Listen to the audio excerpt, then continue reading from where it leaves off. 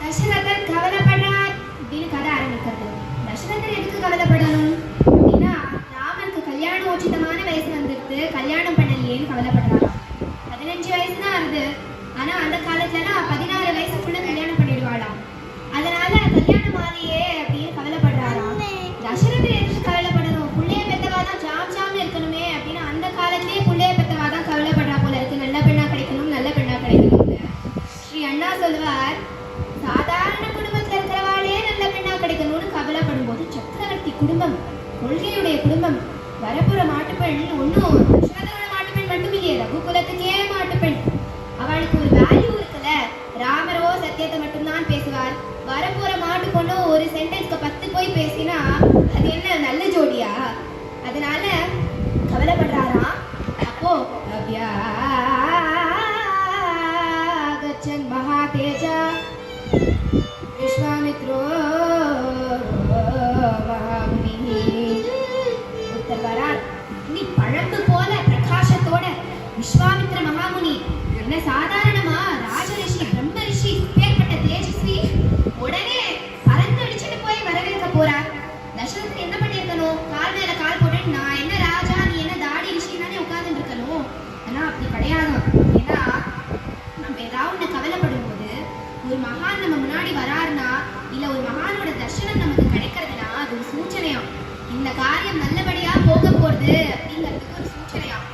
அதனால இப்படி வந்த உடனே பறந்து அடிச்சுட்டு போய் வரவேற்க போறார். அங்க போய், விஸ்வாமித்திரே நீ வந்ததே எனக்கு எவ்வளவு சந்தோஷமா இருக்கு. எஸ்ய அமிர்தஸ்ய, அமிர்தம் கிடைச்ச மாதிரி சந்தோஷமா இருக்கு. அமிர்தம் என்ன, மழை இல்லாத இடத்துல மழை பெஞ்ச மாதிரி சந்தோஷமா இருக்கு. குழந்தை இல்லாத வாழ்க்கை குழந்தை பிறந்த மாதிரி சந்தோஷமா இருக்கு. இப்படி இருக்கு அப்படி இருக்குன்னு சொல்லிட்டு கடைசியா ஒண்ணு சொல்றார். உங்களை பார்த்த உடனே எனக்கு ஏதோ கொடுக்கணும் போல இருக்கு, என்ன வேணா கேளுங்க கொடுக்குறேன் அப்படின்ட்டார். இதுக்கு தானே வெயிட் பண்ணிட்டு இருந்தார் விஸ்வாமித்திரர். உடனே சிரிக்கிறார். பிளானோட தான் வந்திருக்கார் போல இருக்கு. அவர் சொல்றார், தசரதா என்ன நீ இப்படி கொண்டாடுறியே? நீ ஒரு மகானோட மகிமை இன்னொரு மகானுக்கு தான் தெரியும், அப்பேற்பட்டவன் நீ அப்படின்னு சொல்லிட்டு, சத்ருஷம் ராஜசாதுலா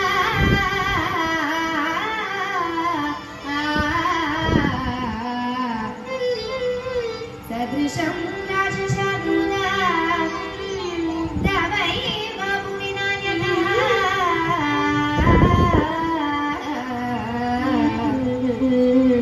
மகாவம்ச பிரசூதஸ்ய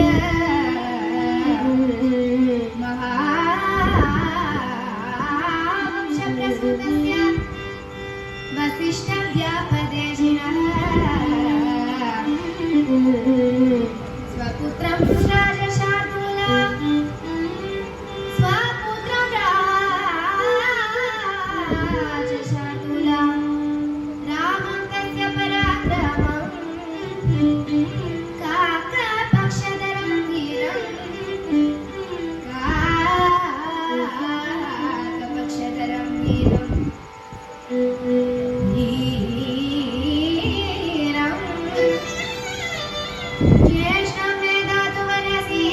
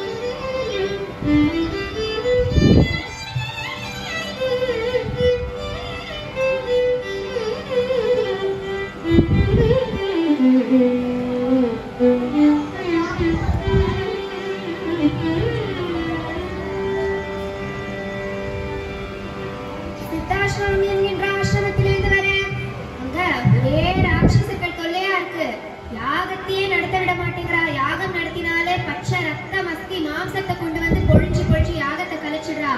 ஒரே தொல்லையா இருக்கு. அவளெல்லாம் அடக்கணும், அவளை ஒடுக்கணும், அவளை வதம் பண்ணணும். ஜேஷ்டம் ஏதாவது வரகே, உன் ஜேஷ்ட புத்திரனான ராமன் எனக்கு குடுன்னு சொல்லும் போதே அங்க நிக்கிறாரா ராமர். பார்த்துட்டார். ராமரை பார்த்துட்டு இந்த சைடு திரும்பி பேசிட்டு இருக்க முடியுமா? காக்க பக்ஷத வீரம் கேஷம் இவ்வளோ ஒரு அழகு. மயில் மண்ணு நறுங்குஞ்சி குழல் பிந்தாழ அப்படிங்கிறாளே ஆழ்வார்லாம். இன்னும் ஒரு அழகு. அந்த சொல்லான கேஷம் எப்படி ஒரு அழகு, எப்படி ஒரு வீரியம், எப்படி ஒரு சோபனம். சோபனே வதனதுதீஜித சோமா வசுதா மானச காமா மதமானவ தரவீமா மாபாதி ஸ்ரீயா சோபனே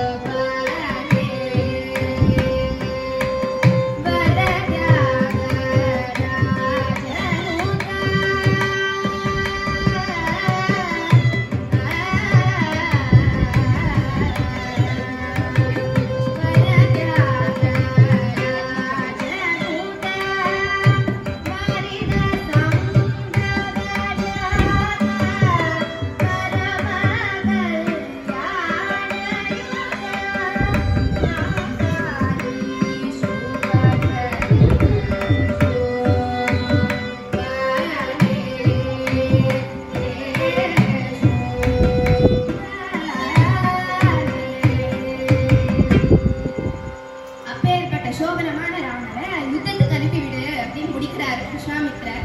தசரதரோ பார்த்தார். அந்த சோபனம், இந்த சோபனம், இப்பேற்பட்ட சோபனம், இப்பேற்பட்ட சோபனம்னு சொல்லிட்டு யுத்தத்துக்கு கூப்பிடுறாரு அப்படின்னு விஸ்வாமித்திரவே இதுக்காகவா அங்கேயிருந்து மெனக்கட்டு ராம யுத்தத்துக்கு கூப்பிட்டவா அங்கேயிருந்து சித்தாசிரமத்திலே நடந்து நடந்து நடந்து நடந்து நடந்து நடந்து வந்தேன். ஆமா, ஏன் நீங்களே பண்ணிக்கலாமே. உங்களுக்கு தான் ராட்சசாலை சபிச்சு நிறைய எக்ஸ்பீரியன்ஸ் இருக்கே.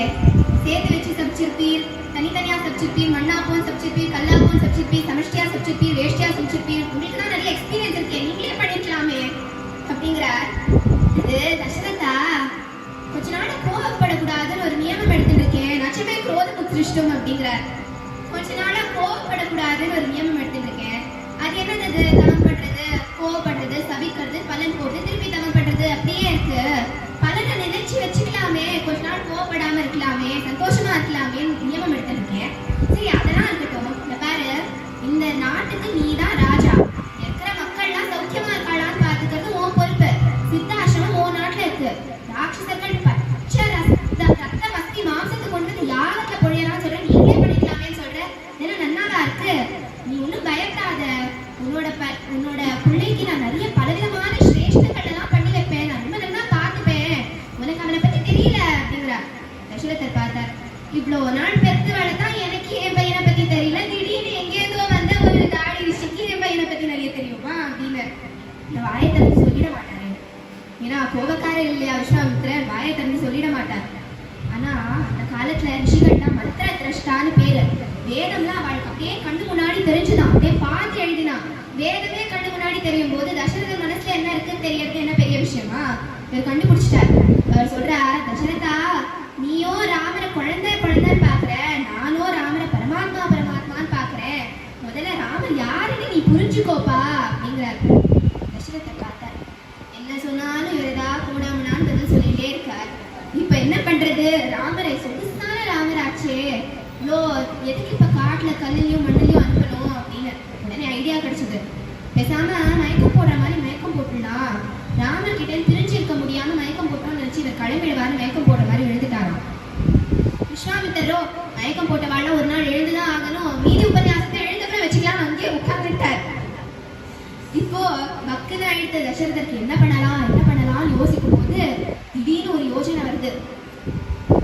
சொல்றார், உடனே கண்ணை முடிச்சுட்டு சொல்றார் விஸ்வாமித்திரர் கிட்ட,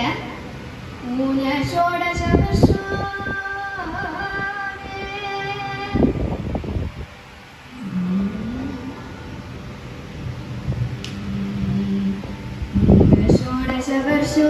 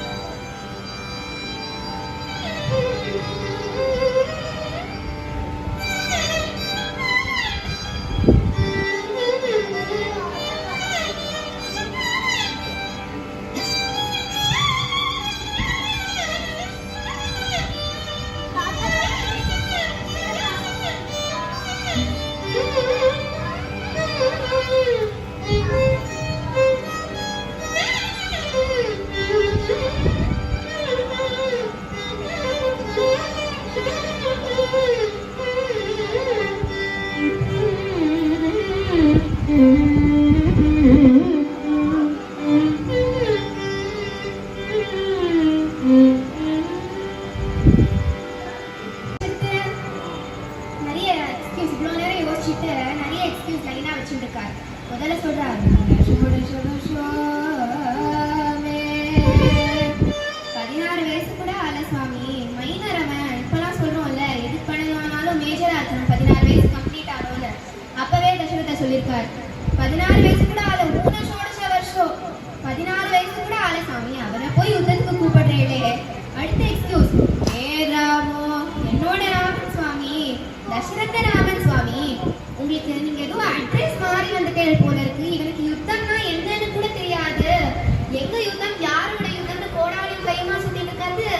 அது தசரத ராமர் இல்ல, அது பரசுராமர். ஏதோ இனிஷியல் மாறி போயிடுது போல இருக்கு. டி ராமருக்கு பதிலா டி ராமர்கிட்ட வந்துட்டேள் அப்படிங்கிறார். அடுத்த எக்ஸ்கியூஸ், ராஜீவலோச்சன தாமரை கண்ணன் சுவாமி அப்படிங்கிறார். இதெல்லாம் சம்பந்தமே இல்லாம இருக்கு எக்ஸ்கியூஸ். இவரோ யுத்தத்துக்கு கூப்பிட்டார். இல்ல, என்னோட பேர் தாமரை கண்ணன், யுத்தத்துக்குலாம் வர முடியாதுன்னு இவர் சொல்றார். என்ன சம்பந்தமே இல்லாம எக்ஸ்கியூஸ் இருக்கு அப்படின்னா அது வியாக்கியானமா. தாமரை எப்பவுமே ராத்திரி ஆனா அப்படி கும்பி இருக்கும், காத்தாலதான் அப்படி கொள்ளுன்னு புஷ்பிக்குமா. அந்த மாதிரி ராமன் சின்ன பையன், அவனுக்கு 8 மணிக்கெல்லாம் தூக்கம் வந்துடும். நீங்களோ யுத்தத்துக்கு கூப்பிடுறேன். ராட்சசாளுக்கு விஷாச்சாள்னே பேரு. அவ ராத்திரினா யுத்தத்துக்கே வருவா. என்னோட ராமனோ வேறாமோ தசரத ராமனோ காத்தால 6 மணி 7 மணிக்கு தான் எழுந்துப்பான். யுத்தத்துக்கு யோகியத்து இல்ல அப்படின்னு முடிச்சிட்டாரு. இவரோ பெருசா பரமாத்மா ஜீவாத்மான்னு உபன்யாசம் தான் பண்ணிட்டு இருக்காரு இவ்வளவு நேரம். இவர் மைனர்னு சொல்லி கதையே முடிச்சிட்டாரு. வந்துதான் ஒரு கோவம் விஸ்வாமித்திரருக்கு. தசரதா, நான் வந்த உடனே என்ன சொன்னேன்? உங்களை பார்த்த உடனே எது கொடுக்கணும் போல இருக்கு, என்ன வேணா கேளு, என்ன வேணா கொடுக்குறேன் அது இதுன்னு சொன்னேன். இப்ப வார்த்தையை மீறலியா? சௌக்கியமா இரு அப்படிங்கிறார்.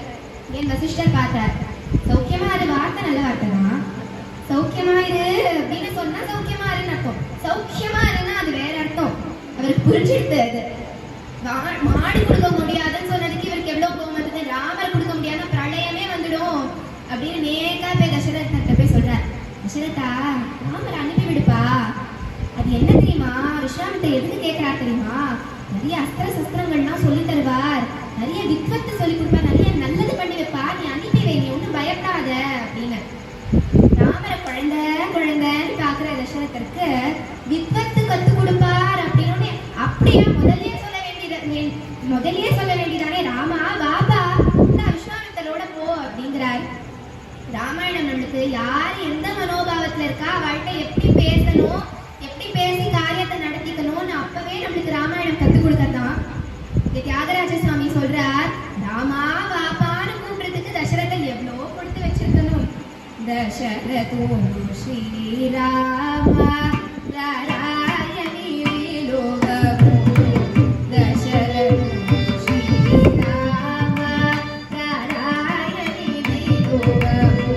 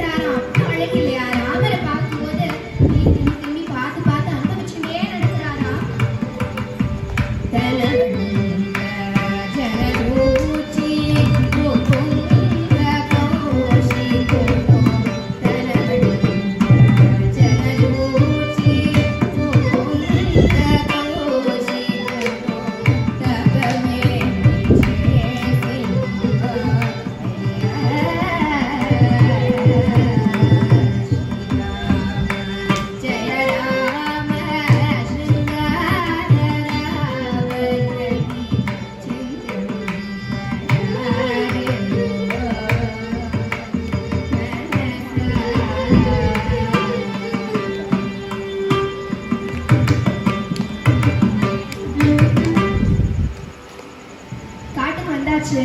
காட்டுக்கு வந்தா இப்ப விஸ்வாமித்தர், ராமா இவ்வளவு தூரம் நடந்து வந்தியே, உனக்கு கால் வலிக்கிறதா வயிற்று பசிக்கிறதான்னு இப்பதான் அவங்க பரமாத்மா ஜீவாத்மா ஸ்பீச் கொடுத்தாரு. நீங்க வந்து வயிற்று பசிக்கிறதா கால் நோக்கிறதான்னு கேட்கிறார்.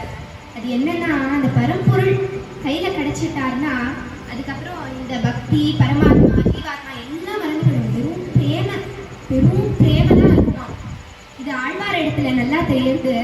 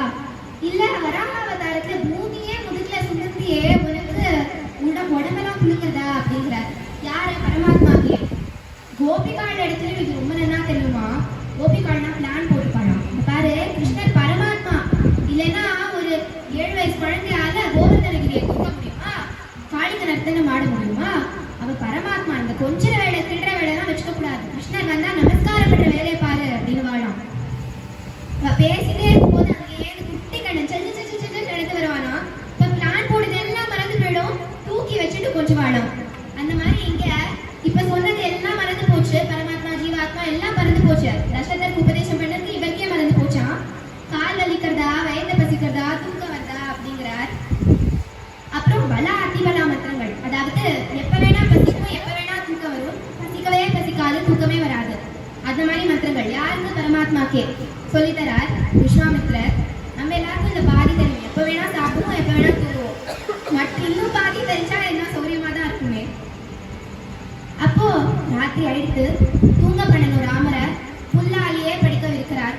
திருணசயனே அப்படிங்கிறார் வால்மீகி பகவான். திருணம்னா புல்லு, கிராஸ். பாவம் இல்லையா ராமரோட நீல திருமேனி, குத்தும் இல்லையா தர்ப புல்லு குத்துமா அப்படின்னா, அப்புறமா 14 இயர்ஸ் காட்டுல வாழணுமே, அப்ப தர்ப படிக்கதான் கிடைக்குமே கத்தி இப்பவே அபியாசம் கொடுக்கிறாராம் விஸ்வாமித்ரர். அப்போ தூங்க பண்றார், லாலிலாம் பாடி தூங்க பண்றார்.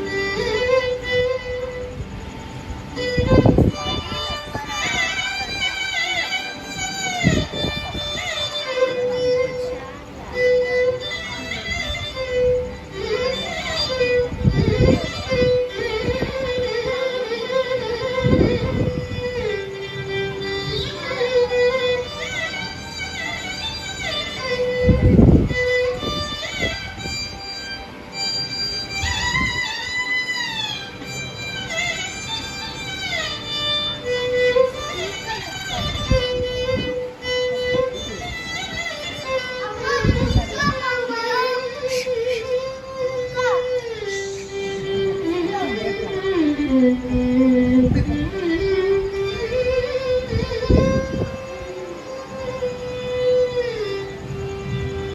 லாலிலாம் பாடி தூங்க வச்சுட்டாரா. அடுத்த நாள் காட்டால கொழுந்து விடிஞ்சிட்டு எழுப்பணுமே ராமரை. எழுப்பும் போது எப்பவுமே மங்களகரமா எழுப்பணுமா. ஏன்னா நாள் முழுக்க போறோம் இல்லை, நல்லா போறோம் இல்லையா. விஸ்வாமித்திர எழுப்புறது தான் ஜெகத் பிரசித்தியா போயிடுது. எழுப்பும் போதே காலங்காத்தால எழுத்து தொலை எரும கடானா இன்னைக்கு நாள் நல்லாவா போகும். அதனால எழுப்பும் போதே விஸ்வாமித்திர எப்படி எழுப்புறான்னு நம்ம பார்க்கணுமே. கௌசல்யா சுப்ரஜா ராம பூர்வா சந்தியா பிரவர்த்ததே உத்திஷ்ட நரசார்மூல கர்த்தவ்யம் தெய்வமாத்மிகம்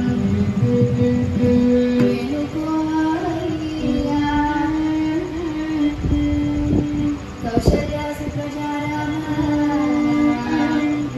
குழந்தை இல்லையா, என்னதான் பரமாத்மாவா இருந்தாலும் ஷோடச வருஷமே அங்க சொன்னோம் இல்லையா, 16 வயசு கூட அந்த குழந்தை ராமர். அதனால அம்மா ஞாபகம் வந்துட போதே அம்மா அப்பாலாம் இல்லை, இது காடு அப்படின்னு நிதானிச்சுக்கட்டும்னு கௌசல்யா சுப்ரஜா ராம அம்மா பேர் சொல்லி எழுப்புறாராம். எழுப்பி காட்டகாவனம் ஒரு கோரமான வனவழியால கூட்டிட்டு போறார்.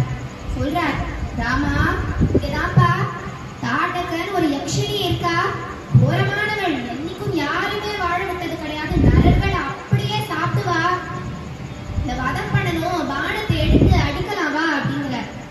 உடனே பானத்தை எடுக்கிறார். பானத்து கோதண்டத்தை எடுத்து இப்படி அந்த நாணயத்தை மீட்டுறாராம். தங்கன ஒரு சத்தம் கேட்கறது. அந்த சத்தத்துல அங்க இருக்கா தாட்டக எழுதிடுறா. எழுதிட்டு யார் அதுன்னு எழுத்த உடனே சாப்பிடறதுக்கு குடிக்கிறதுக்கு வேணும் நல்ல மாம்சம் ஏந்து எழுந்து வரா. யார் அது அப்படின்னு பாக்குறதுக்கு இப்போதான் ராமர் முதல்ல தாட்டகையோட கோரமான அந்த கோரமான உருவத்தை பாக்குறாராம். இங்க சில பேர் சொல்லுவா, ராமர் ஸ்ரீவதம் பண்ணலாமா, அது தப்பு இல்லையா, தாட்டகையை கொல்லலாமான்னு அப்படின்னு சொல்றவாளுக்கெல்லாம் ராமாயணம் தெரியாதுன்னு அர்த்தம். ஏன்னா இங்க வால்மீகி பகவான் எக்ஸ்பிளைன் பண்ணியிருக்காரு. இப்ப சொல்றாராம் விஸ்வாமித்தர், ராமா இவ ஸ்திரீன்லாம் நினைச்சு இவளை விட்டுறாத, நீ இவளை பார்த்தா அவனுக்கு ஸ்திரீ மாதிரியா தெரியுது, ஏதாவது ஸ்திரீகுணம் இருக்கா, இவளுக்கு வெக்கம் நாணம் ஏதாவது இருக்கா, அப்படியே இருந்தா கூட ஏதாவது ஒரு காரியம் பண்ணோம்னா உலகத்துக்கே க்ஷேமம் அப்படின்னா அந்த காரியம் நடந்தாகணும் அப்படின்னு சொல்றாரு. தாட்டகை நம்ம பண்ணோம்னா ரிஷிகள்லாம் ஜெயகோஷம் பண்ணுவா, தேவர்கள்லாம் ஜெயகோஷம் பண்ணுவா, எல்லா உலகத்துக்கே க்ஷேமம், அதனால இந்த காரியம் நடந்தாகணும், பானத்தை எடுத்து அடி அவளை அப்படிங்கிறார். உடனே எடுத்தாராம் பானத்தை. எடுத்து அந்த வில்ல பொருத்தி இப்படி விட்டாரோ இல்லையோ, இங்க கம்பர் ஒரு உவமை சொல்றார். அந்த பானம் எப்படி போடணும், அசட்டுக்கு சொல்ற உபதேசம் மாதிரி போடணும். அசட்டுக்கு சொல்ற உபதேசமுக்கும் இதுக்கும் என்ன சம்பந்தம் அப்படின்னா, ஒரு காதால வாங்கி இன்னொரு காதால வெளில விட்டுருவாளாம். அசட்டுக்கு ஏதாவது உபதேசம் சொன்னா நிலைக்கவே நிலைக்காது, ஒரு காதால வாங்கி இன்னொரு காதால விட்டுருவா. அந்த மாதிரி பானம் மார்குழியால போய் முதுகுழியால வெளில வந்துருந்தான். இப்போ தாட்டகை மாண்டாள் அப்படின்னு உடனே எல்லாருக்கும் ஒரே சந்தோஷம். ரிஷிகளுக்கெல்லாம் பிரம்மானந்தம், தேவர்கள்லாம் ஜெயகோஷம் பண்ண அங்கேருந்து கிளம்பி சித்தாசிரமத்துக்கு வரா. சித்தாசிரமத்துக்கு வந்தா ராமரை பார்த்து ரிஷிகள்லாம் பிரமிச்சு போறாளாம். ரிஷிகள்லாம் பொதுவா எதுக்குமே மயங்காதவா ராமரை பார்த்து, ஏன்னா எவ்வளவு அவ்வளவு அழகு இல்லையா, இந்த கர்ணாந்தக தீர்க்க நேத்திரம், சூரியனும் சந்திரனும் எழுந்தார் போல் கண்கள், காது வரை நீண்ட கண்கள், எடுப்பான மூக்கு, கொவ்வைப்பழம் போல உதடு, கண்ணாடி அத்த கப்போலம், சுருள் சுருளான கேசம், எவ்வளவு ஆசான பாபு, அவ்வளவு அழகா இருக்கார்ல. ரிஷிகளே மாஞ்சி போறாளா ராமரோட அழகை பார்த்து. அப்பவா சொல்றா, ராமா இன்னைக்கு நீதான் காப்பாத்தணும், எங்க நீதானே யாக ரக்ஷகன், எங்க யாகத்தை நீதான் காப்பாத்தணும், இன்னைக்கு நீ விட்டா வேற யார் இருக்கா அப்படின்னு. ராமன் என்ன சொல்லியிருக்கணும், நான் காப்பாத்துறேன், நானும் லட்சுமணரும் வந்துட்டோம்ல, இனிமே உங்களுக்கு ஒன்றும் கவலையே கிடையாதுன்னு சொல்லியிருக்கணும். ஆனா மகான்கள் ரிஷிகள்லாம் அந்த காலத்துல ரொம்ப வினயமா இருப்பாளாம். என்ன சொல்றாருன்னா, என்னால உங்களுக்கு ஒரு கைத்தறியம் நடந்ததுன்னா அது என்னோட பாக்கியம் அப்படிங்கிறாரா ராமர். யாரு, அந்த பரம்பொருள் பரமாத்மா, என்னால உங்களுக்கு கைத்தறியம் நடந்ததுன்னா என்னோட பாக்கியம் அப்படிங்கிற பேர்பட்ட ஒரு வினயமா ராமரோட வினயம். அப்போ அதை சொல்லிட்டு காக்கறாளாம். எப்படி காக்கறா, மேல் இமையும் கீழ் இமையும் நேற்ற ஜோதியை எப்படி காக்குமோ, ராமனும் லக்ஷ்மணரும் அந்த அக்னி ஜோதிய அந்த யஜ்ஞத்தை காக்கறாளாம். காத்துட்டே இருக்கும் போது அட்டகாசமா படபட படபட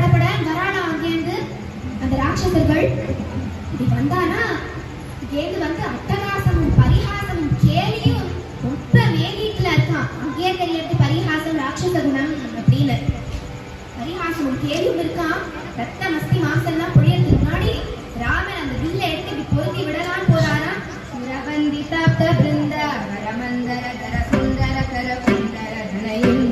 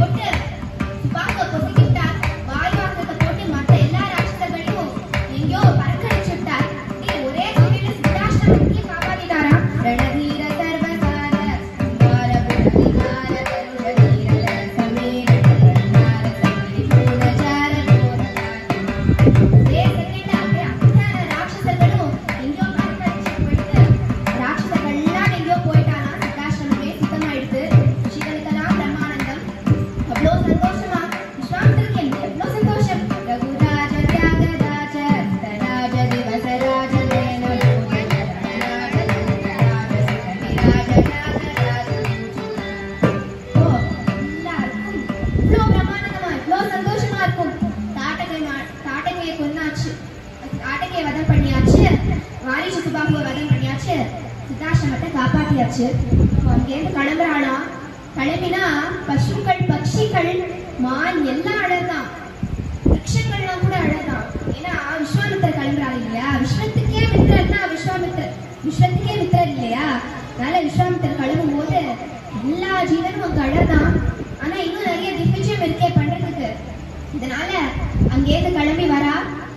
அங்கேருந்து கிளம்பி மித்திலையோட எல்லையில ஒரு உபவனம் இருக்கு. இங்க வர வழியில விஸ்வாமித்திரர் நிறைய கதையா சொல்லிட்டே வரார். இங்க பாரு ராமா, இங்கதான் இது நடக்குது, இங்க பாரு ராமா, இங்கதான் இவா இருந்தா, இப்படி பண்ணா அப்படி பண்ணா, நிறைய கதையா சொல்லிட்டே வரார். ஒரு உபவனம் இருக்கான், உப்பழக்கா இருக்கு, அமைதியா வேற இருக்கு. ராமர் கேட்கிறார், இது எந்த இடம் இது அப்படின்னா சொல்றார் விஸ்வாமித்திரர், ராமா இங்கதான் ஒரு ரிஷி பத்னி இருந்தா, அகல்யா அப்படின்னு கௌதமரோட பத்னி, அவ இங்கதான் இருந்தா. ஆனா ஏதோ தப்புனால சாபம் கிடைச்சிட்டு, அதிர்ஷ்டையா போறதுக்கு சாபம் கிடைச்சிட்டு. சில பேர் கல்லா போனா மண்ணா போவான்னு தான் சொல்லுவா. ஆனா வால்மீகி பகவான் கண்ணுக்கு தெரியாம போயிட்டா, அதிர்ஷ்டையா போயிட்டான்னு தான் சொல்லியிருக்காரு. அதிர்ஷ்டையா போகிறதுக்கு சாபம் கிடைச்சிட்டு, உன் பாத தூளி தான் எனக்கு சாப விமோசனம் அப்படிங்கிறார். உடனே இங்கேயும் என்ன சொல்லியிருக்கிறோம் ராமர், எங்க அந்த அகலே கல்லா மண்ணா கூட்டிமா, நான் காலை வைக்கிறேன்னு சொல்லியிருக்கிறோம் இல்லையா. ஆனா இப்ப ராமருக்கு பயம் வந்துட்டான். ஐயோ பெரிய ரிஷி பத்னி போல இருக்கு, நம்ம எங்கேயா காலை வச்சிட போறோம், அபச்சாரம் ஆயிட போதே, ஜாகிரதையா நடந்து போறாராம். இப்போ அகல்யையோ ரொம்ப நாளா காத்துட்டு இருக்கா, ராமர் வருவார் ராமர் வராரு. ஆனா பார்க்க போனா இது ஒண்ணும் சாபம் இல்லையே. ஏன்னா இந்த உலகத்தையே அளந்த அந்த திரிவிக்ரம பெருமாளோட பாத தூளி கிடைக்கணும் எத்தனையோ சித்தர்கள் தலைகீழ விழுந்துட்டு இருக்கா. அதுவே சாப விமோச்சனமா கிடைச்சிருக்குன்னா அது பார்க்க போனா சாபம் இல்லை, அது நிஜமாவே வரம். அது ரொம்ப நாளா காத்துட்டு இருக்கா. அவளுக்கோ இவரோட பாத தூளி தான் விமோச்சனம். இவரோ அவர் மேல கால் படக்கூடாதுன்னு ஜாகிரதையா நடந்து போறார். இப்போ என்ன நடக்கிறதுன்னு பார்த்தா திடீர்னு சில்லுன்னு ஒரு மழைய மாருத்தம் வீச இவளோட பாத தூளி போய் அந்த அகல்யேங்கிற அந்த கல்லு மேல விழ திடீர்னு பிரகாசமா தெரிய, பாத விஜித மௌனிசா பசவ பரிபால வரமந்திர கிரஹண லோல புருஷா சித்ர ஜனகலாதி பசரோஜ பவவரனா அகில ஜகதானந்த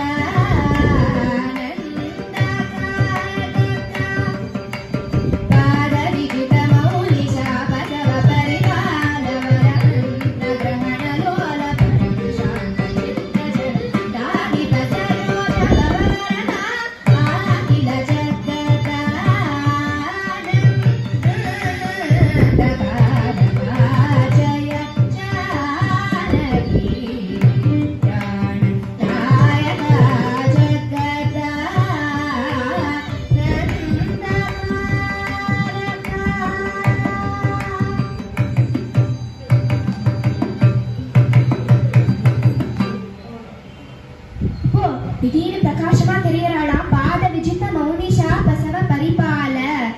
யாகத்தை ரட்சிச்சாச்சு. இப்போ கௌதமர் அகல்யையும் சேர்த்து வச்சாச்சு. இப்போ அங்கேருந்து கிளம்பி இப்போ நம்ம எல்லாரும் இங்க எதுக்கு வந்திருக்கோம்? அகல்ய சாப மோட்சத்தை கேட்கறதுக்கோ மாரீச்ச சுபாகு வதத்தை கேட்கறதுக்கோ வந்திருக்கோம். கல்யாணம் நடக்க வேண்டும் இல்லையா? அங்கேருந்து கிளம்பி மிதிலை பார்டருக்கு வரார். மிதிலை பார்டர்ல ஒரு யாகசாலை போட்டிருக்கார் ஜனகர். யாகம் நடந்துருக்கு. அவர் சூப்பர்வைஸ் பண்ணிட்டு இங்க இப்படி இப்படின்னு நடந்துருப்பா. நம்ம சில பேர் எல்லா பூஜையிலும் பார்ப்போம், வேலை எதுவும் பண்ண மாட்டா, எல்லா வேலையும் நல்லா நடக்கிறதான்னு இப்படி இப்படி சுத்தி சுத்தி பார்த்துருப்பா. அதனால இவர் இப்படி இப்படி இப்படி போய் பார்த்துட்டு இருக்காராம். அப்படி பார்த்துட்டு இருக்கும் போது அப்படியே நின்றுட்டார். ராமரை பார்த்தோன்னே அப்படியே நின்றுட்டார். ஸ்டன் ஆயிட்டார், சொக்கி போயிட்டார். பொதுவா கல்யாணத்துக்கு முன்னாடி கல்யாண பொண்ணுதான் மனசை பறி கொடுப்பா. இங்க மாமனாரே மனசை பறி கொடுத்தாச்சா? ராமரை பார்த்துட்டு யாராவது வேற எங்கேயோ பார்த்துட்டு இருக்க முடியுமா? ராமரை பார்க்கவா எல்லாரும் சொக்கி போயிட்டாளா? ஏன்னா என்ன ஒரு அழகு! ஆச்சார பாகுவா ராமரும் லக்ஷ்மணரும் அவ்வளவு அழகா இருக்காங்க இல்லையா? அதனால கேட்டு வந்து ஜனகர், விஸ்வாமித்திரே இவா யாரு முதல்ல சொல்லும், எங்கேன்னு கூட்டிட்டு வந்திருக்கேள், எப்படி கூட்டிட்டு வந்தேள், யாரு இவா, எதுக்கா கூட்டிட்டு வந்திருக்கேள் அப்படின்னு அவருக்கு அவ்வளோ கஷ்டம். இன்னைக்குதான் என் தபசே சபலமாச்சு, என் யஜ்ஞமே சபலமாச்சு, என் ஜன்மாவே சபலமாச்சு. யஜ்ஞ சம்ருத்தமே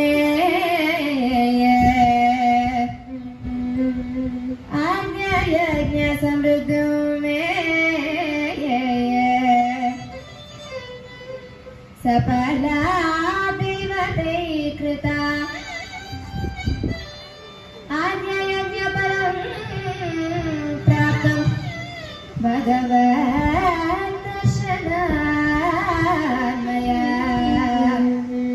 தன்யோஸ்மி தன்யோஸ்மி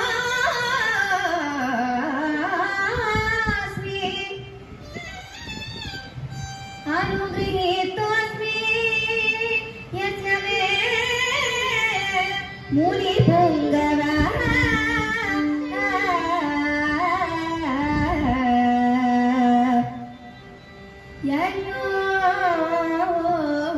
பிரசதனம் பிரம்மல்ல பிராப்தோ போசி முனிரஸ்னஹ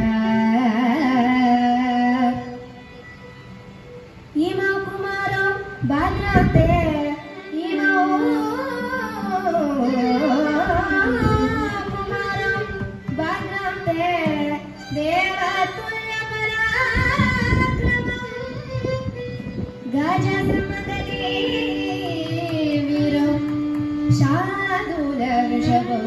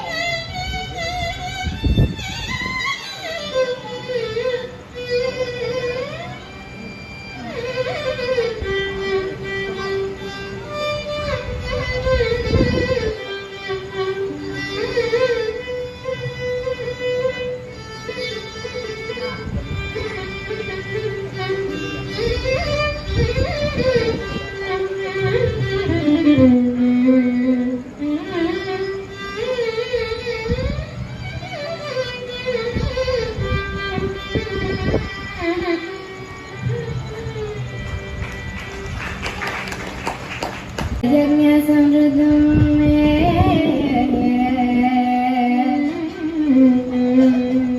என்னோட யஜ்ஞமே இன்னைக்குதான் சபலமாச்சு. வேலை கூட்டி வந்தேன்ல விஸ்வாமித்திரே, யாருன்னு முதல்ல சொல்லும். நீங்க அது எவ்வளவு ஆசானமாக எப்படி இருக்கா அப்படின்னு. எப்பவுமே சந்தோஷம் மேலீட்டுல பரபரப்புல வார்த்தை குறைய வராதான். இவர் என்ன சொல்றா, ஈமா குமாரோ பத்ராந்தே, இவா ரெண்டு குமாரர்கள் உங்களுக்கு மங்களம் உண்டாகட்டும், இந்த ரெண்டு குமாரர்கள் உங்களுக்கு மங்களம் உண்டாகட்டும், இந்த ரெண்டு குமாரர்கள் உங்களுக்கு மங்களம் உண்டாகட்டும். வேண்டும் அப்படிங்கிறார். இது என்னது இப்படி சொல்றாரு அப்படின்னா, விஸ்வாமித்திரரே இந்த 2 குமாரர்கள் கூட்டிட்டு வந்ததுக்கு உங்களுக்கு மங்களம் உண்டாகட்டும் அப்படின்னு சொல்ல வர்றார். பரபரப்புல வார்த்தை கோர்வையா வரலையா. அவர் சொல்ற எவ்வளவு அழகா இருக்கா. கஜசிம்ம கதி வீரவு, அதாவது நடையில எப்பவுமே கஜம் யானைதான் சிறந்தது. அந்த விஸ்வ நடையில நடக்குமா, பார்வையில காளமாடுதான், அந்த அழுத்தமான ரிஷபம் தான் சிறந்தது. அழுத்தமான பார்வையில, வீரத்துல தைரியத்துல சொல்லவே வேண்டாம், சிங்கம் தான் சிறந்தது. இந்த 3மே இருக்கே, கஜ சிம்ம கதி வீரம் ஷாதூல ரிஷபௌபமவும், இந்த 3மே இருக்கே வாழ்க்கை வா யாரு முதல்ல சொல்லும் அப்படிங்கிறார். திடீர்னு எனக்கு பயம் வந்துட்டு, வரப்போற மாப்பிள்ளைய போய் மாடு மாதிரி நடக்கிற, காளை மாடு மாதிரி பாக்குற, அது இதுன்னு சொல்லிட்டோமே, தப்பா நினைச்சுட்டு போறாளே அப்படின்னு அடுத்த ஸ்லோகத்தை சொல்றார். பத்மபத்ர விசாலாக்ஷோ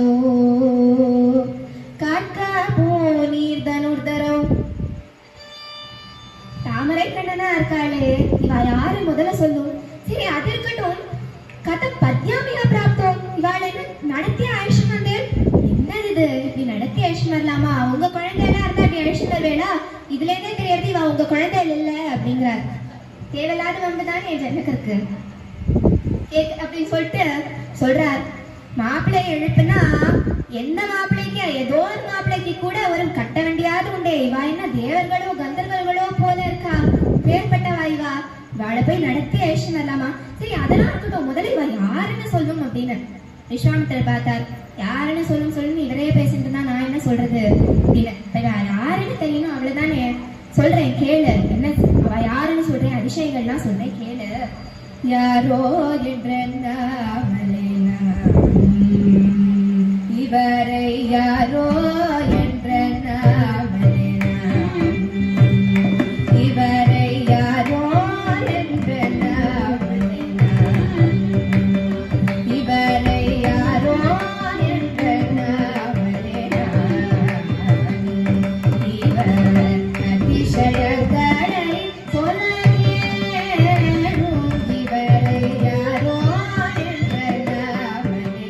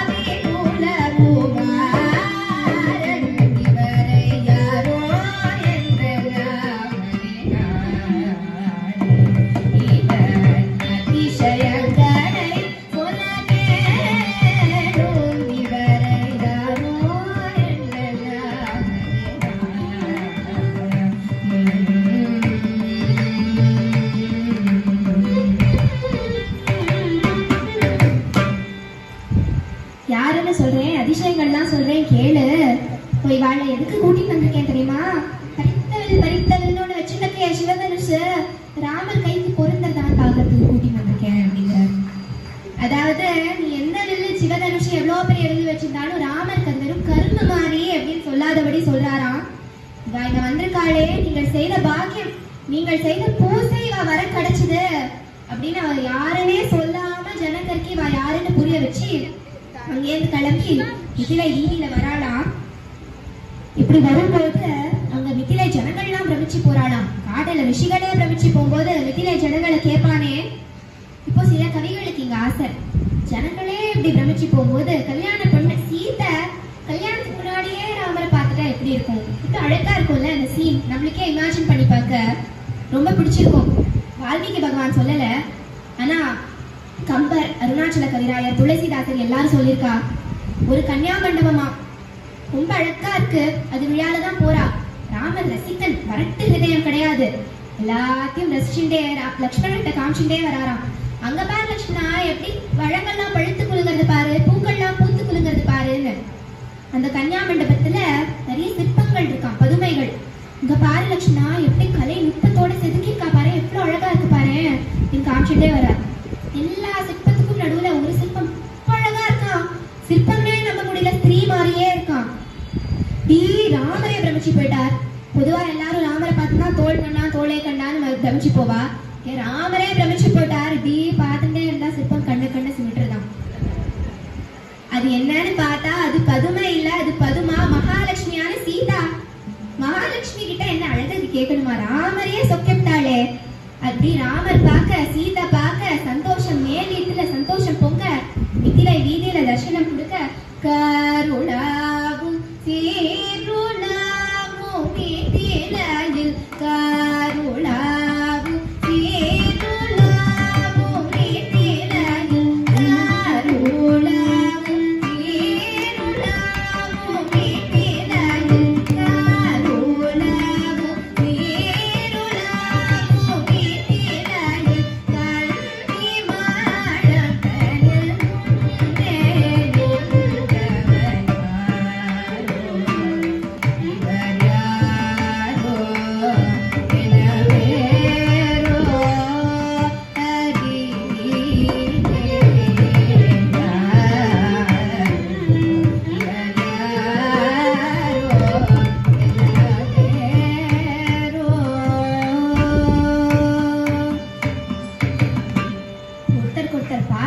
சந்தோஷப்பட, விஸ்வாமித்திரர் ரெண்டு பேரையும் பார்த்து சந்தோஷப்பட மிதிலை வீதியை கடந்து சபைக்கு வரா. சபையில தான் வச்சிருக்கான் சிவதனுஷ், பெரிய வில்லு, இவ்வளவு கனம் வேற. அதை இழுத்துட்டு வரத்துக்கே 100 பேர் சேர்த்து தள்ளின்னு வராளாம். வீரிய சுல்கம் வச்சிருக்கார் ஜனகர். அந்த காலத்துலாம் பராக்கிரமத்தை காமிச்சுதான் கல்யாணம் பண்ணிக்கணுமா. அர்ஜுனன் அந்த அந்த மீனை இப்படி அடிச்சு திரௌபதியை கல்யாணம் பண்ணிக்கலையா. கிருஷ்ணர் அத்தனை ராஜாக்கள் அத்தனை பூபாலர்களையும் வென்று ருக்மிணியை கூட்டின்னு போலையா. அந்த மாதிரி இந்த வில்ல சிவதனுஷை யார் கையாடுறாலும் அவளுக்கு தான் என் பெண் சீதை அப்படின்னு சொல்றார். இவரும் ஈஸியா சொல்லிட்டார்.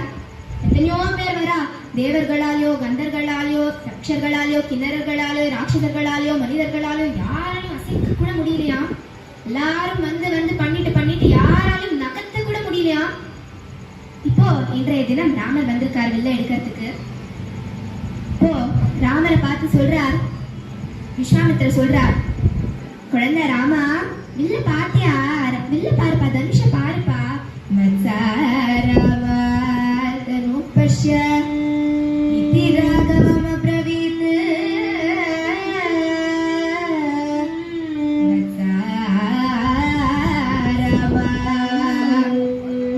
குழந்தை ராமா பாருப்பா, வில்ல பாருப்பா அப்படின்னு. ராமர் புரிஞ்சுட்டார். பாருப்பானா எடுப்பார் அப்படின்னு பாவனையிலேயே சொல்றார் விஸ்வாமித்திரர்னு. பாவனை புரிஞ்சுன்னு நடந்து பாராம்.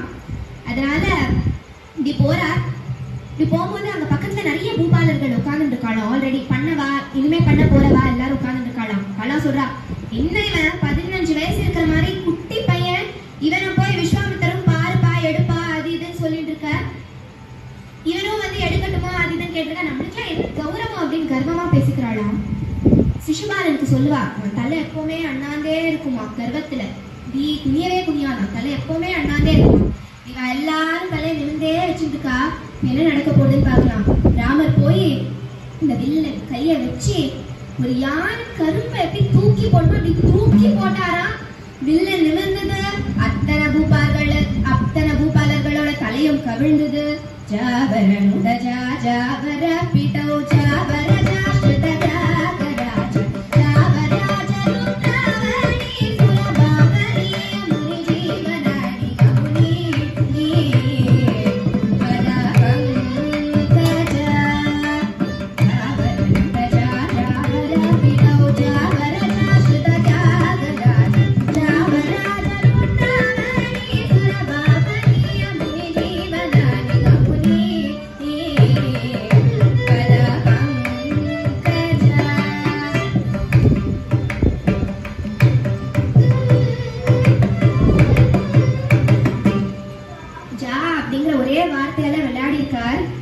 சம்ஸ்கிருதத்துல ஒரே வார்த்தைக்கு நிறைய அர்த்தங்கள் இருக்குமா. முதல் ஜாகர்த்தம் ஜாவர அந்த வில்ல நிமிர்த்தி அத்தனை ராஜாக்கள்கிட்டையும் கவிழ வச்ச. அடுத்த ஜாக்கு அர்த்தம் பூமி. பூமி ஜா தரணி ஜாவான சீதா. ஜா ஜா வர சீதாவை கல்யாணம் பண்ணிட. பீடவ் ஜா வரஜா. பீடவ் ஜஸ் அப்படிங்கிறது இந்திரனோட பேரு. பீடவ் ஜஸோட அவரஜன் இந்திரனோட தம்பி ராமரே அப்படின்னு கூப்பிடுறாரு. அது எப்படி இந்திரனோட தம்பினா, வாமன அவதாரத்துல திரிவிக்ரம பெருமாள், விஷ்ணு சஹஸ்ர நாமத்துல உபேந்திரன் அப்படின்னு கூட பேரு. வாமன அவதாரத்துல திரிவிக்ரம பெருமாள் அதிதிக்கு பிறக்கிறார் இந்திரனுக்கு அப்புறமா. அதனால இந்திரனோட தம்பி ராமர ஸ்ருத தியாகராஜ ஆசிரிக்கிறேன். தியாகராஜர் ஜாகரனுத வில்ல நிமித்தி ராஜாக்கள் தலையை கவிழ வச்ச. ஜா ஜாகர சீதாவை கல்யாணம் பண்ணிட்ட. பீடவ் ஜாகரஜா இந்திரனோட தம்பி ராமனான ராமர ஸ்ருத தியாகராஜ ஆசிரிக்கிறேன் தியாகராஜன் அப்படிங்கிறார். இப்படி வில்ல நிமித்திட்டாராம். அப்போ மத்தவாள்லாம் கன்னியா மண்டபத்தை கொண்டு வராருல்ல, ஆனா அந்த வில்ல நிமித்திட்டு நானும் இப்படி கட்டணுமா. வெறும் வில்ல நிமித்தது மட்டும் நிபந்தனை கிடையாது, கையாளணும் இல்லையா. அதனால இங்க நானும் இழுக்கிறாராம். இந்த இடத்துல சீதா ராமரை பார்க்கணும் தியாகராஜ சுவாமிக்கு ஆசை. மத்தவாள்லாம் கன்னியா மண்டபத்துல சொல்றா இல்லையா, இங்க தியாகராஜ சுவாமி கொண்டு வராராம். இப்படி வில்ல நிமித்தினா யார் நம்மள கல்யாணம் பண்ணிக்க போறா? இவ்வளவு நாள யாராலையும் அசைக்க கூட முடியல, இப்போ ஒருத்தர் நிமித்திட்டாரே, நாண கட்ட போறாரே, யார் நம்மள கல்யாணம் பண்ணிக்க போறா அப்படின்னு பார்க்கணும்னு சீதைக்கு ரொம்ப ஆசையா இருக்கான். நான் அந்த காலத்துல ரொம்ப வெட்கப்படுவா, வெறிக்க பார்க்க முடியாதான். அதனால எப்படி பார்க்கலாம்னு யோசிக்கும் போது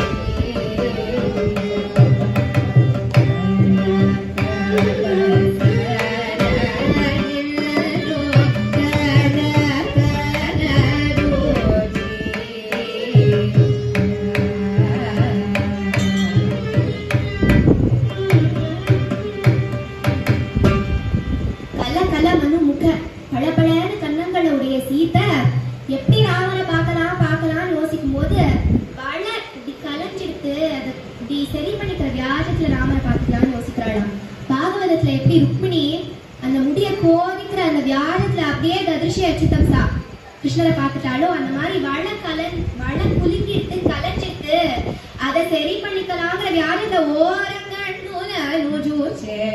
ஓரக்கண்ணால அப்படியே பாக்குறாளாம். யாருக்கும் தெரியாம ஓரக்கண்ணால நம்ம ராமரை பார்த்துட்டோம்னு நினைச்ச சீதைய நம்ம தியாகராஜ சுவாமி பார்த்துட்டாராம்.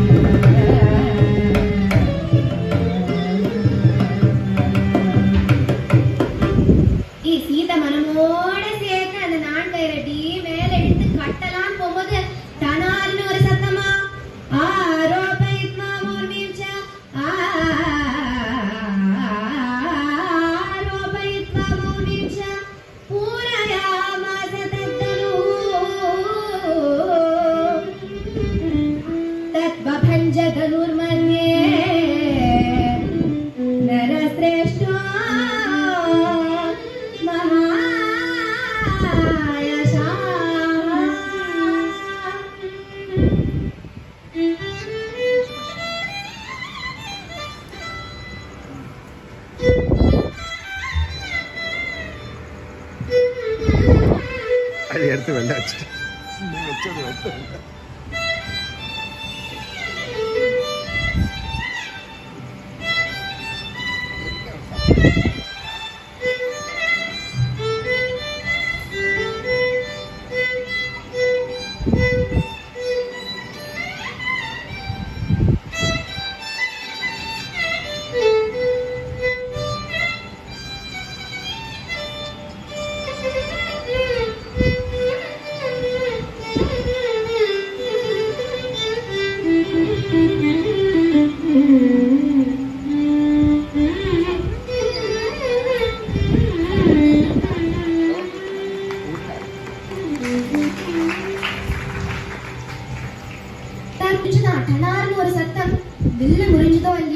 ஜனகரோட கவலை சேர்த்து முடிஞ்சுதான்.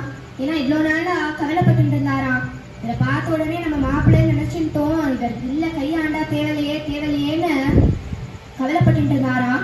இப்ப கையாண்டிட்டாரு, கவலையும் முறிஞ்சுதான். அத்தனை பூபாலர்களோட கர்ப்பமும் சேர்ந்து முறிஞ்சுதான். சீதை எடுத்துட்டு வரா மாலையே இனி கல்யாணம் தான் அப்படின்னு சந்தோஷமா நான் ராமர் சொல்றார். அதெல்லாம் முடியாது, அப்பா சொல் கேட்காமல் அப்பாவோட அனுமதி இல்லாமலாம் கல்யாணம் பண்ணிக்க முடியாது அப்படின்னு இருக்கணுமா. ஏன்னா அவ்வளவு சந்தோஷம் ஜனகருக்கு. ஏன்னா எப்பேற்பட்ட பித்ரு பக்தன் ராமர் அப்படின்னு அப்பதான் தெரியறது. அம்மாவும் வேண்டாம் அப்பாவும் வேண்டாம், பொண்ணு நீ இருக்க பையன் நான் இருக்கேன் கல்யாணம் பண்ணிக்கலாம் சொல்ற மாப்பிள்ள ராமர் இல்லையே. அதனால அப்பா கிட்ட சொல்லணும் அப்படின்னு உடனே ஜனகர் தசரதற்கு மன ஓலை அனுப்பி வைக்கிறார். தசரதரும் கேள்விப்பட்டுட்டு ரொம்ப சந்தோஷமாச்சே. அங்கேருந்து 3 ராணிகளையும் கூட்டிட்டு பரத சத்ருக்னாலெல்லாம் கூட்டிட்டு வராளாம். இப்போ ஜனகருக்கே இன்னொரு பொண்ணு இருக்கா ஊர்மிளா அப்படின்னு. அவளுக்கும் லக்ஷ்மணருக்கும் ஜனகருக்கு ஒரு தம்பி குஷத்வஜன், அவரோட 2 பொண்ணு மாண்டவி ஸ்ருதகீர்த்தின்னு. அவளுக்கும் பரத சத்ருக்னாளுக்கும் 4 பேருக்கும் ஒரே முகூர்த்தத்துல கல்யாணம் நிச்சயம் ஆயிடுதான். ஒரே கோலாகலமா இருக்கான், வேத கோஷமும் வாத்திய கோஷமும் அஷ்டாதச வாத்தியங்களும் ஒரே தங்கமயமா இருக்கான். ஏற்பாடெல்லாம் கேட்பானே, சக்கரவர்த்தி திருமகனுக்கு தானே கல்யாணம், நாள வேத கோஷமும் வாத்திய கோஷமும் அஷ்டாதச வாத்தியங்களும் முழங்க சஜனக நிருபதி மனோரத மகாநவ பரங்கத்வா பரமானந்த கலதோனி வந்த ஸ்ரீ கோதண்ட தீக்ஷா குரு விவாஹ மகோத்சவாய சிதியத வர பூரித பகீரத வம்சஜாதம் அதிரத மகாரத பிருத்திவிபதி நந்திதம் தசரத மகாராஜம் ரதகஜ துரத பதாதி சகிதம். அஷ்டாதச வாத்தியங்களோட பேரையும் சொல்றார்.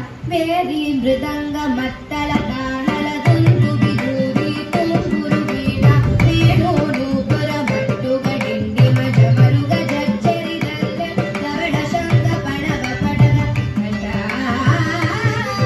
அஷ்டாதச வாத்திய கோஷ சந்தத சப்தாயமான சகல நிகந்தரே அப்ஜபவ ஜிஷ்ணுமுக ரிஷ்ட சகல கிரக சப்த மருடஷ்டவசு यक्षगण सिद्धजन रुद्रगण मुद्र पवित्रितक मित्रकुल भक्त सुगुण सवश समष्ट प्रवष्ट स्मृतत्वमणिरदे बाधुकुल रत्नवीरो सकल जननरश्यामो सकल लोकाभिरामं श्रीरामं सन्निवेश्य कलहं सगामिनि श्री रघुनन्दनादिमुखे सीता जनक सुता सन्निवेश्य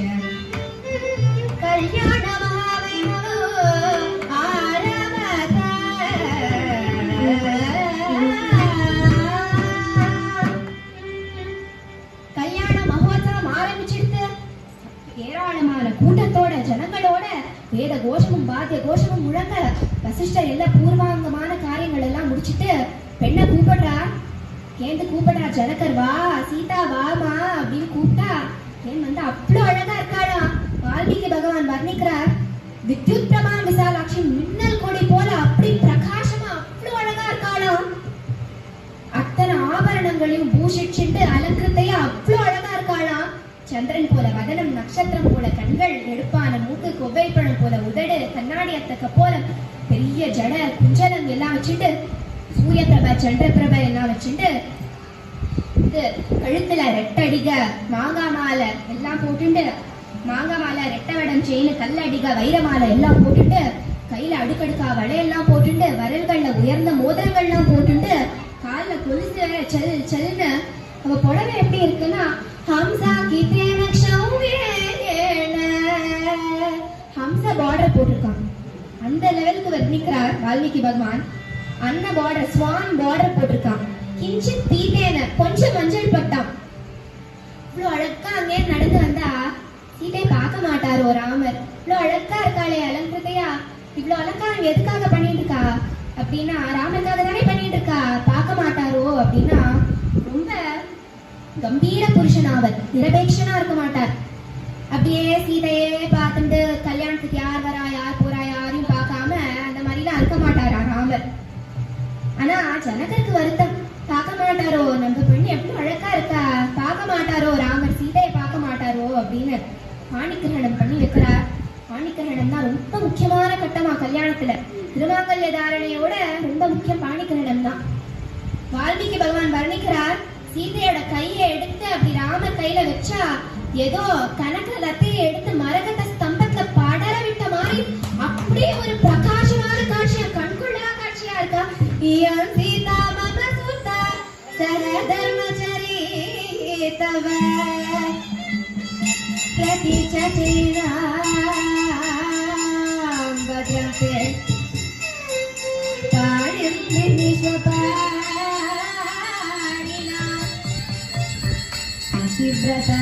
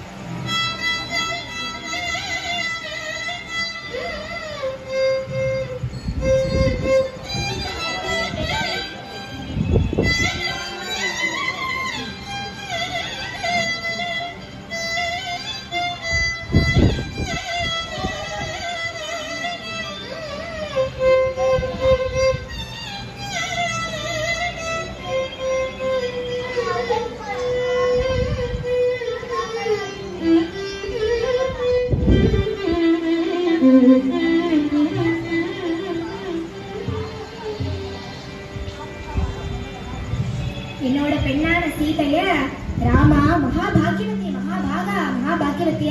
ராமா நான் உனக்கு கொடுக்கிறேன் அப்படின்னு பாணிகிரகணம் பண்ணி வைக்கிறார், கன்னியாதானம் பண்ணி வைக்கிறார். அப்போ சீதைக்கு என்ன அப்படி பெருமை அப்படின்னா பதிவிரதை இல்லையா. நீ என்ன தர்மத்தெல்லாம் கைப்பிடிக்கிறியோ அதே தர்மத்தை அவளும் கைப்பிடிப்பா அப்படின்னு சொல்றார். அதுக்கப்புறம் சந்தோஷம் நேரிட்டுல ஒரே அட்டகாசமும் கோலாகலமும் ஆதர்ஷமான தம்பதி இல்லையா சீதாராம தம்பதி. அவளை பார்த்த உடனே ஒரே அட்டகாசமும் கொண்டாட்டமும் கோலாகலமும் வைபோகமே பவன ஸ்துதி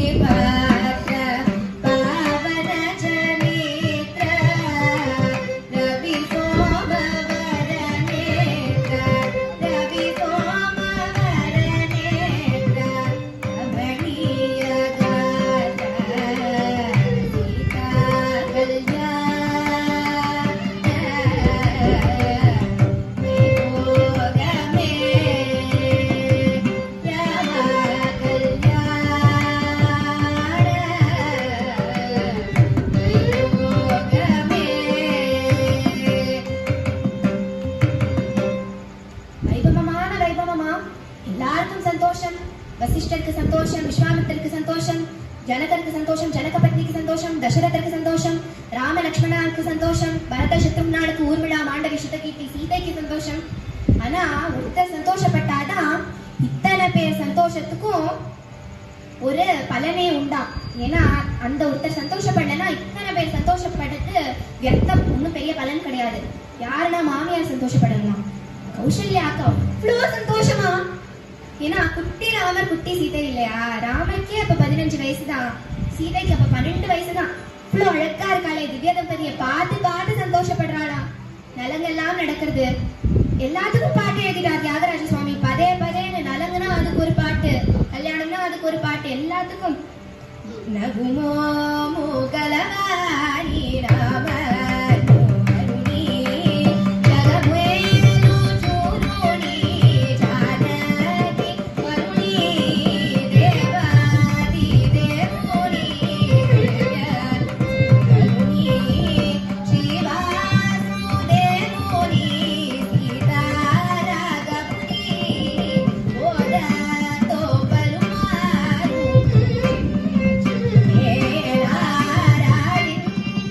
Yeah.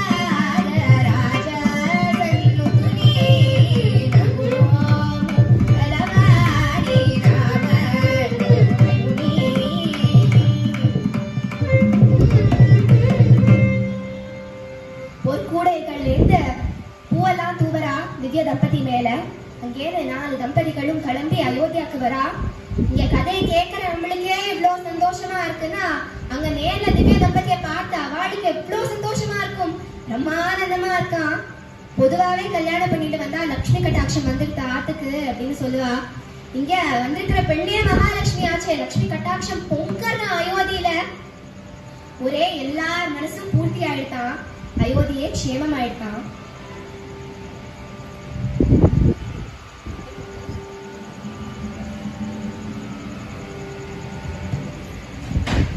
பூர்ண கட்டாட்சம் நம்ம எல்லாருக்கும் கிடைக்கணும்னு வேண்டிட்டு சர்வ மங்களமும் ஆரோக்கியமும் சந்தோஷமும் நம்ம எல்லாரோட வாழ்க்கையிலையும் உண்டாகணும்னு வேண்டிட்டு மேலும் மேலும் குரு கிருப்பையும் சத்சங்கமும் வளரணும்னு வேண்டிட்டு இங்க கற்பகம் கார்டன் சமிதி, இங்க எனக்கு இந்த பாக்கியத்தை கொடுக்க கற்பகம் கார்டன் சமிதிக்கு என்னோட மனமார்ந்த நன்றிகளை தெரிவிச்சுண்டு இங்க வயலின் மிருதங்கம் வாசிச்ச அப்படி தடவி தடவி எவ்வளோ அழகா வாசிச்ச வித்வான்களுக்கு என் நமஸ்காரங்களை தெரிவிச்சுண்டு எனக்கு என்னோட ஹரிகதா குரு விஷாகா மன்னிக்கும், என்னோட சங்கீத குரு ஸ்ரீமதி விஜயலட்சுமி கீர்த்திவாசனுக்கும் என்னோட நமஸ்காரங்களை தெரிவிச்சுட்டு இந்த ஹரிகதையை பூர்த்தி பண்ணிக்கலாம்.